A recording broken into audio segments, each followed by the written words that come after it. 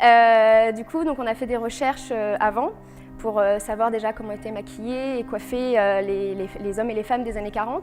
Donc ce qui est complètement différent de maintenant. Donc c'est des coiffures très sophistiquées, le maquillage aussi. Dans le court-métrage, on devait réaliser une blessure tout de suite. Donc en plus des codes esthétiques très particuliers qui correspondent à une époque, l'époque de 39-45 donc, on s'est dit qu'il fallait absolument qu'on ait vraiment une grosse préparation en amont pour réaliser cette blessure et ces coups, parce que comme on n'est pas du tout expérimenté et pas du tout professionnel dans le domaine, il fallait que ce soit un peu crédible. Donc on a fait une session d'essayage, on a pris des photos des acteurs et puis moi ensuite j'ai fait une liste bien complète et bien détaillée de ce que devait porter chaque acteur avec ses accessoires et tout ordonné par scène et par ordre de tournage. Moi j'ai bien aimé parce que du coup ça permet de voir la transformation aussi des comédiens et de se dire, voilà, le maquillage c'est quand même hyper important, la coiffure aussi. C'est très intéressant de voir ce qui se passe en dehors, toute la préparation,